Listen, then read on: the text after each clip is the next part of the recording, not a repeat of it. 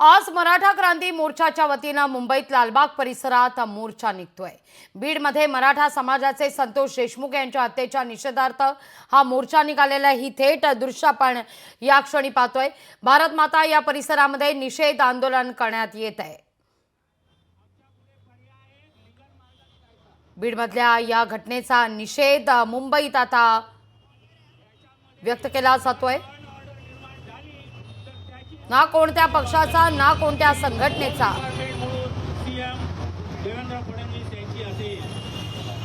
असं म्हणत हाती फलक झळकावलेले आहेत।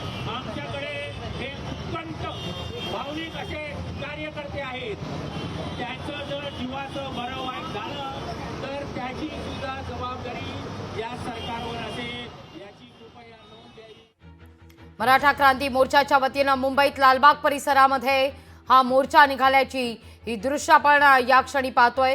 बीड मधल्या सरपंच हत्या प्रकरणी आता मुंबईतही निषेध व्यक्त केला जातोय। मुख्य आरोपीला लवकरात लवकर अटक करा अशी मागणी देखील या मोर्चेकरांनी केलेली आहे। या सगळ्याविषयी अधिक माहिती करण्याकरता थेट जाते आपल्या प्रतिनिधी मीनाक्षी म्हात्रे यांच्याकडे। मीनाक्षी, आज जवळपास 16 ते 17 दिवस होत आहेत, पण मुख्य आरोपीला अद्यापही बीड प्रकरणी अटक करण्यात आलेली नाहीये। या सगळ्याचं लोण आता मुंबईत पसरताना दिसतंय। मुंबईत सुद्धा निषेध मोर्चा निघालेला आहे।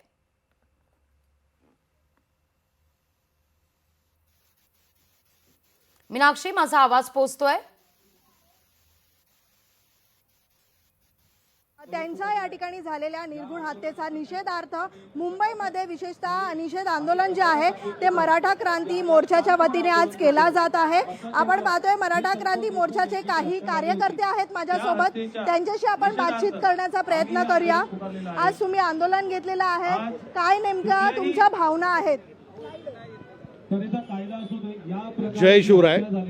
आज मराठा समाजाच्या घटनेमध्ये जर आज पाहिलं, संतोष देशमुखांची जी हत्या झाली आहे, निर्घृण हत्या झाली आहे, 17 दिवस उलटून सुद्धा आज तुम्ही बघितलं तर सरकार आणि पोलीस प्रशासन काय करतं, हा मोठा महाराष्ट्रामध्ये खूप मोठा चिंतेचा विषय निर्माण झालेला आहे। कारण मराठा समाजाच्या मागण्या दुर्दैव महाराष्ट्रामध्ये असून जे लॉ अँड ऑर्डर महाराष्ट्र पोलिसांवर जो विश्वास होता आपल्याला, तो कुठं ना कुठे आज कमी होताना दिसतोय।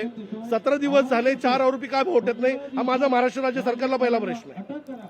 निश्चितच आपण पाहतोय की 17 दिवस झालेले आहेत, अद्यापही ठोस पावलं उचलली गेली नाहीयेत। अजून काही माझ्यासोबत कार्यकर्ते आहेत, काय सांगाल? 17 दिवस झालेत, अजूनही ठोस पावलं उचलली गेली नाहीयेत। जे मुख्य आरोपी आहेत त्यांना पकडलं गेलेलं नाहीये, काय तुमची भूमिका? आज मुंबईत तुम्ही आक्रमक झालेला आहात।